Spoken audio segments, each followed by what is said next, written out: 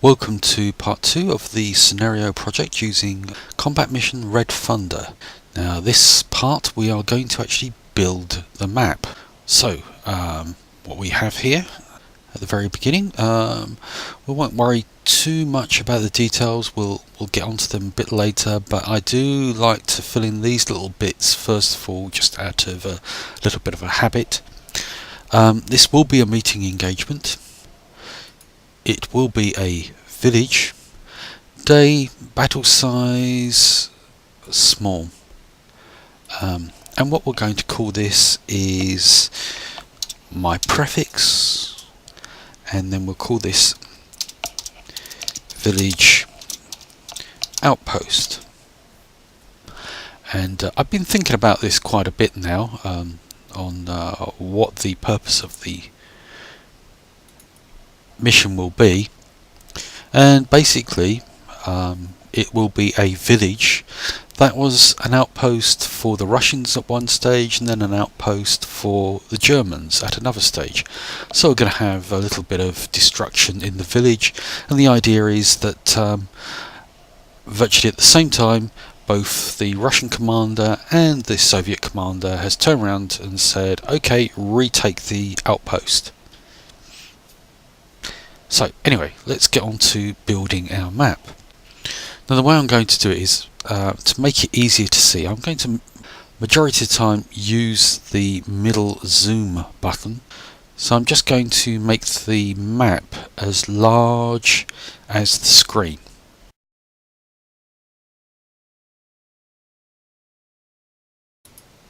Okay, so we've got a map that's 704 meters wide and 480 meters deep. This side, the eastern side, will be where the Soviets come on, and the western side is where the Axis forces, the AI troops, will be entering. So I'm going to need to build the village more or less in the middle. So what I tend to do first of all is more or less paint on the screen what I want, where I want, and then worry about elevations, etc. afterwards. So it's, anything you do at first is going to be probably a little crude. It's not going to be perfect straight off. Anyway, so I go to the largest paintbrush. So at 704, that's 352 is the middle and 240. Now down the bottom here you can see the X and Y numbers, which is vertical and horizontal. So I want to go to 352 approximately, and 240. So roughly about there's the centre. Let's go there. Bang. Now I want to make the village a reasonable size, not too big. I'm going to go there, do that, that, and that, and then hopefully this will work. Ooh, yes it does. It's a perfect box, but that doesn't necessarily mean that is the shape of the village. It might spill out, it might be a little short. I'm going to have a road running through here, so I go on to roads, and well, no, actually what I'm going to do, as you probably saw in the part 1, if you bothered to watch that, we had a dry riverbed, and I think we're going to do the same thing again. So starting from approximately here, don't worry, just a moment, we should clean that up. Okay, that's going to be my dry riverbed, and let's just put a bridge as a marker. Good old faithful wooden bridge, and gonna put it there. Okay, so on with the road. We're going to go with the gravel road. I'm going to use the directional tool first of all. Go there, then roughly in the middle. I'm going to clean that up a little bit later on. I'm not going to worry about that now. There to there. straightforward.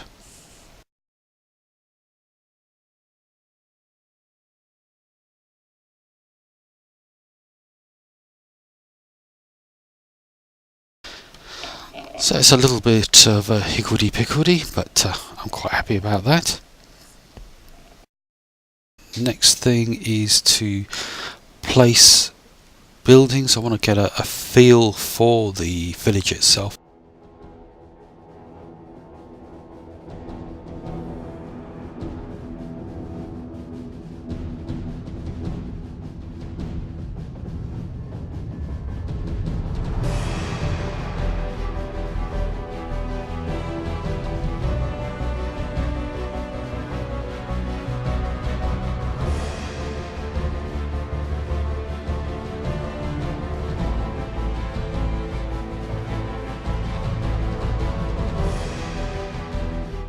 Obviously, you probably want to take a bit more care.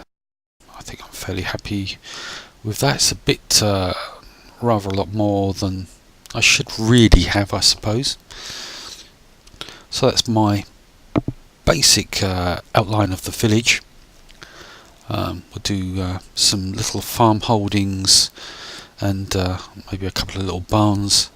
You can see that we've got the dry riverbed with the road and the village here, and it all looks a little bit crude here, but don't worry, it will get a bit better. I'm not saying I'm a great map maker.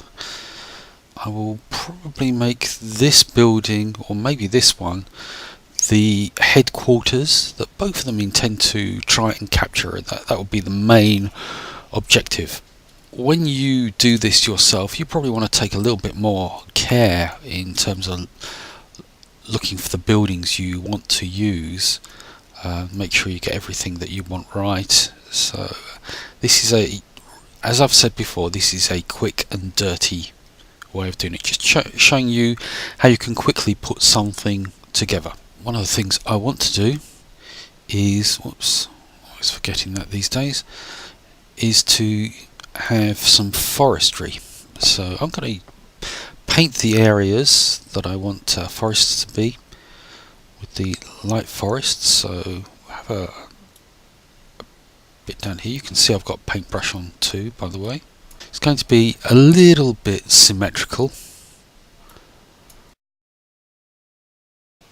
Is that too much? Well, I can always change things a bit later on. I actually think I might change to a different tree. I'm not quite sure I like that. So there we have it. We've got the village in the centre here. This is going to be the trees and the dry riverbed. With a bridge going over here on the road and the road going up here. So what I'm going to do now is I'm going to tidy this up, change it, and I'm going to actually add the elevations in and everything.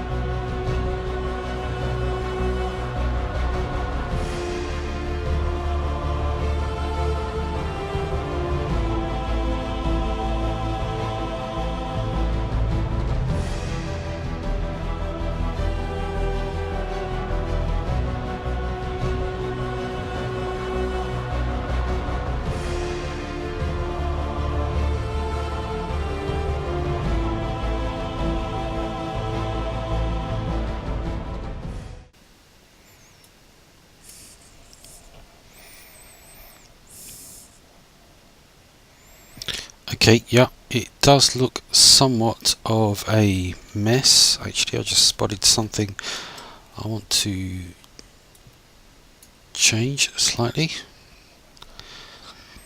And it's all about experimentation. When you first start doing this sort of thing, you might be a little bit all over the place, but I would say just go with the flow. A little bit of randomness can look actually realistic rather than intentional.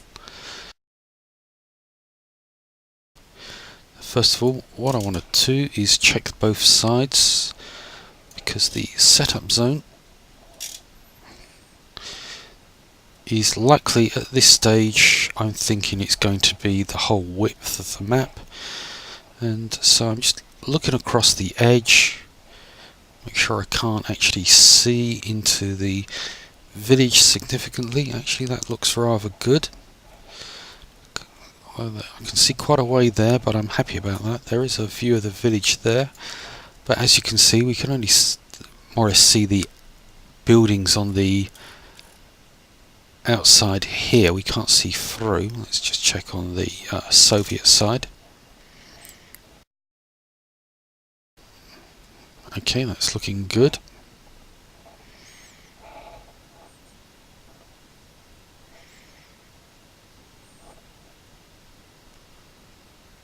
So you might be turning around and saying, oh, but that makes it so that really the reality is the map is only the village. That's where contact's going to occur. But it does open up some tactical possibilities. You know, one side decides I'm going to really push hard on one of the flanks while doing a sort of holding position in the centre and the other flank, or you know, and it opens tactical possibilities. It doesn't limit them. Well, that's my feeling anyway. But what do I know? Okay, the other thing I want to do now is to declare the headquarters, which they're both going to go for, and I'm going to go for, I think, this building, just to make it a little bit prominent. Let's have a quick preview, and that's fine. Well, what I should do now, and actually I should have done it a long time ago, is saved the map. So go to save. It's going to be a scenario, so go in here and I'm going to call it 00, so it's at the top of my list, and it's TSP for the scenario project, and I'm going to call this village outpost.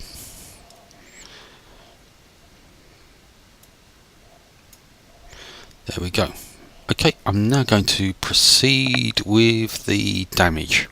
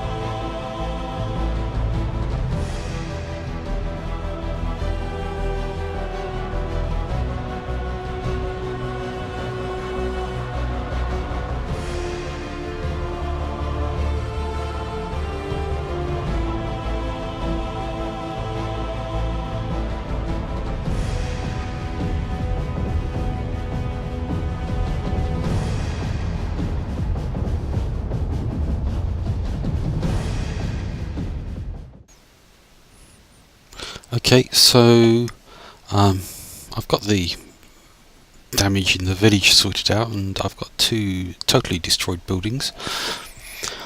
I'm going to add some flavor objects. Now, my machine isn't as powerful as a lot of people's, so having an awful lot of flavor objects does slow the machine down, but I want to add some junk and stuff to these destroyed buildings. Just randomly place different bits and pieces for the moment, and then we'll move them around.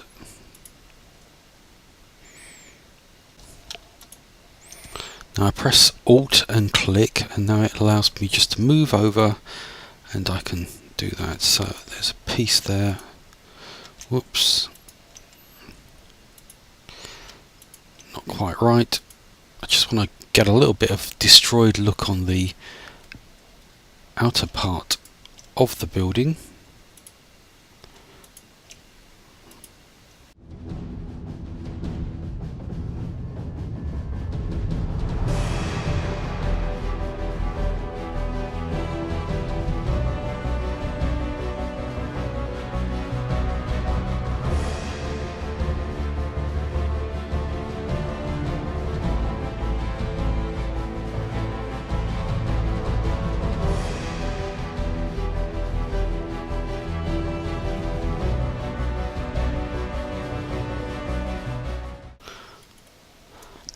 Okay, so that's it for building the map.